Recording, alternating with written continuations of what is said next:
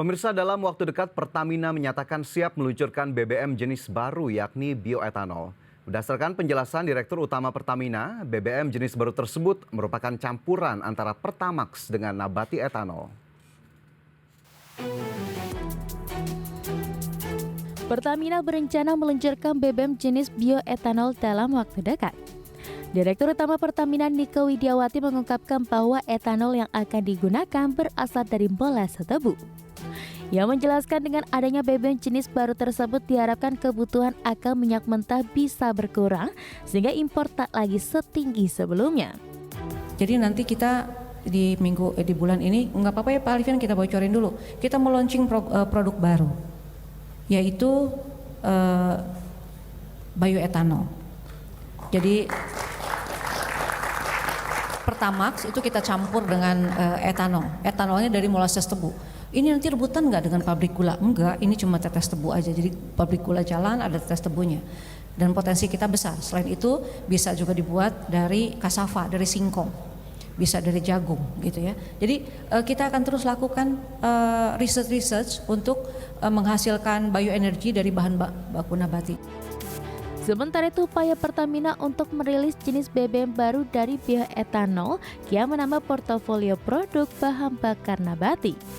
Di mana sebelumnya Pertamina telah mengedarkan BBM yang dicampur dengan minyak nabati, yakni biodiesel 35% atau B35. Dari Jakarta, Tim Liputan IDX Channel.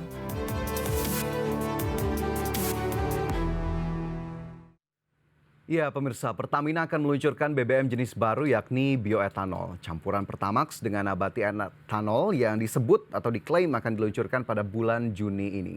BBM bioetanol akan diluncurkan setelah melalui berbagai uji coba. Terakhir telah dilakukan road test di Surabaya pada 6 Juni lalu.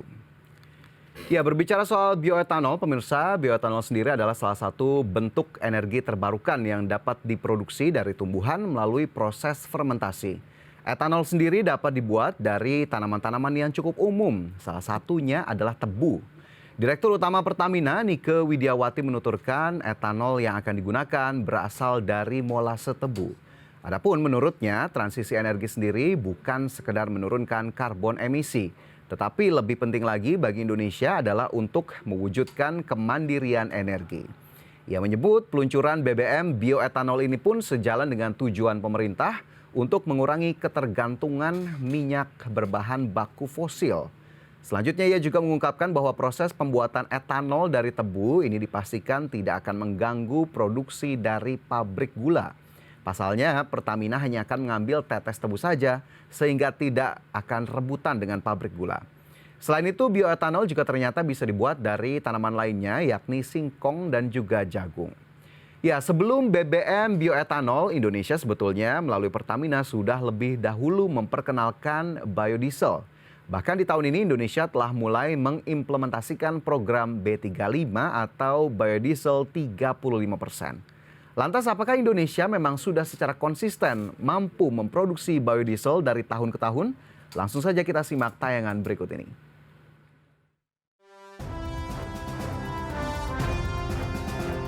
Berdasarkan laporan Asosiasi Produsen Biofuel Indonesia atau APROBI, selama periode Januari hingga November 2022 Indonesia memproduksi biodiesel sekitar 10,8 juta kiloliter. Volume produksi tersebut merupakan rekor tertinggi sejak awal pencatatan data APROBI. Adapun sebagai pembanding produksi biodiesel Indonesia pada 2021 sebanyak 10,3 juta kiloliter, 2020 8,6 juta kiloliter, 2019 8,4 juta kiloliter, dan tahun 2018 sebesar 6,2 juta kiloliter. Adapun menurut laporan Gabungan Pengusaha Kelapa Sawit Indonesia, konsumsi minyak sawit untuk produksi biodiesel dalam negeri memang terus meningkat dalam beberapa tahun terakhir. Pemanfaatan minyak sawit untuk biodiesel juga berpotensi kian bertambah mulai tahun ini, seiring dengan munculnya kebijakan pemerintah terkait mandatory B35 yang mewajibkan pencampuran biodiesel sebanyak 35% ke dalam minyak solar mulai 1 Februari 2023. Terkait pemanfaatan biodiesel, pemerintah menyebut hal itu sebagai salah satu bentuk komitmen pemerintah untuk mengatasi krisis iklim dengan mengurangi emisi gas rumah kaca secara signifikan, yaitu melalui percepatan energi yang inklusif, bersih, dan berkelanjutan. Dari Jakarta, Tim Liputan IDX Channel.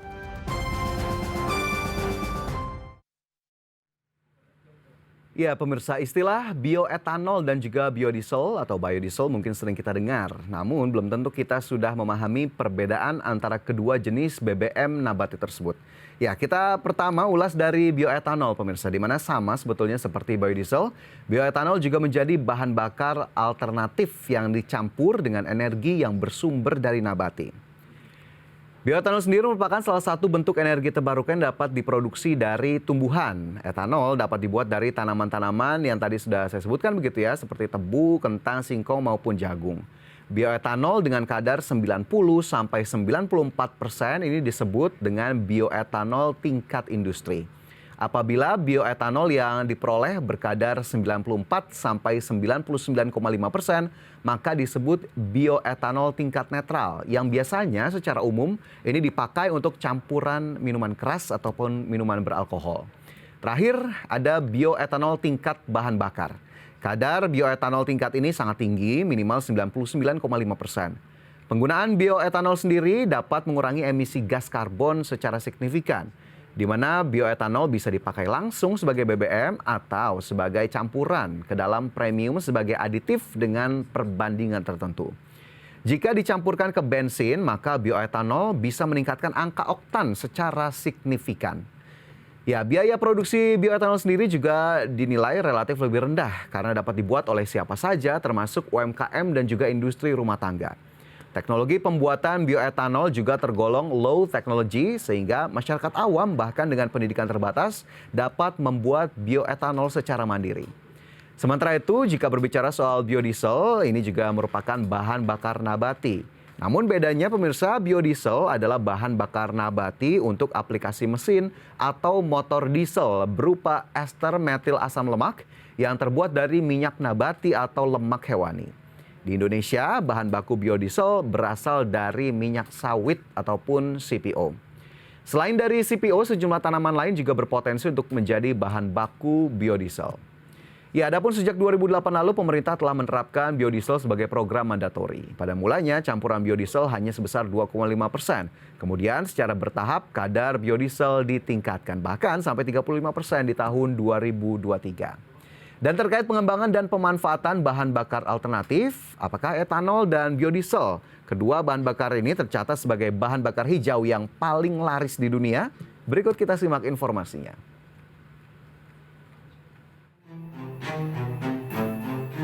Bahan bakar hijau adalah bahan bakar yang terbuat dari unsur organik seperti minyak nabati berbahan kelapa sawit, lobak, biji bunga matahari, ataupun minyak dari lemak hewani.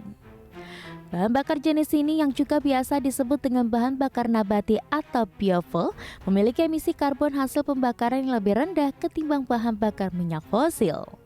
Karena itu penggunaan bahan bakar hijau diharapkan bisa meminimalkan buangan gas rumah kaca ke atmosfer serta berkontribusi bagi pencegahan perubahan iklim. Menurut International Energy Agency, permintaan bahan bakar hijau di skala global totalnya mencapai 159,1 juta kiloliter pada 2019. Namun pada 2020 permintaan menurun seiring dengan awal munculnya pandemi dan baru mulai pulih pada 2021. Menurut data IEA selama periode 2019 hingga 2021, bahan bakar hijau yang memiliki permintaan tertinggi di skala global adalah etanol, yakni bahan bakar cair dari olahan tebu atau tanaman berpati seperti singkong, gandum, sorghum, dan sebagainya. Sedangkan permintaan global untuk bahan bakar hijau jenis biodiesel dan renewable diesel lebih rendah. Indonesia sendiri melalui Pertamina sudah mampu memproduksi bioaftur, biodiesel, dan renewable diesel. Bioaftur adalah bahan bakar cair yang dibuat dari campuran minyak inti kelapa sawit dengan aftur. Kemudian biodiesel terbuat dari campuran olahan minyak kelapa sawit dengan solar, sedangkan renewable diesel terbuat dari minyak nabati yang diolah dengan metode hidrogenasi, yakni mengubah minyak atau lemak cair menjadi padat seperti margarin dengan menambahkan hidrogen. Dari Jakarta, Tim Liputan IDX Channel. Ya, berbicara soal bahan bakar berarti berbicara soal energi di dalam negeri. Adapun berdasarkan data, pemerintah melalui Kementerian Energi dan Sumber Daya Mineral membeberkan bahwa Indonesia ternyata masih bergantung pada negara tetangga dalam memenuhi kebutuhan BBM di dalam negeri. Direktur Jenderal Minyak dan Gas Bumi Kementerian SDM, Tutuk Aryaji mengatakan Indonesia masih bergantung pada impor BBM dari negara Singapura dan Malaysia. Selain itu, Indonesia juga mengimpor minyak mentah dengan jumlah yang sangat besar pada negara Nigeria dan juga Arab Saudi. Sebagai gambaran, Indonesia memang telah menjadi net importir alias pengimpor minyak maupun BBM selama lebih dari 1 dekade terakhir. Bahkan impor minyak terus membumbung tinggi setiap tahunnya. Contohnya di sepanjang 2022 lalu, pemirsa, berdasarkan data Badan Pusat Statistik, impor minyak mentah Indonesia tercatat mencapai 15,26 juta ton atau melonjak 11% dibandingkan impor minyak mentah pada 2021 yang tercatat sebesar 13,78 juta ton. Ya pemirsa, tadi kita bicara soal bahan bakar nabati, tingginya impor minyak mentah Indonesia. Adapun pada akhirnya ini kita harapkan upaya optimalisasi pemanfaatan bahan bakar nabati sebagai bahan bakar alternatif diharapkan mampu meningkatkan ketahanan energi Indonesia. Salah satunya dengan berkurangnya tingkat impor minyak mentah yang dilakukan Indonesia setiap tahun. Dan di saat yang sama, upaya optimalisasi bahan bakar nabati juga diharapkan mampu mendukung langkah Indonesia untuk mencapai net zero emission melalui penyediaan energi yang ramah lingkungan dan berkelanjutan.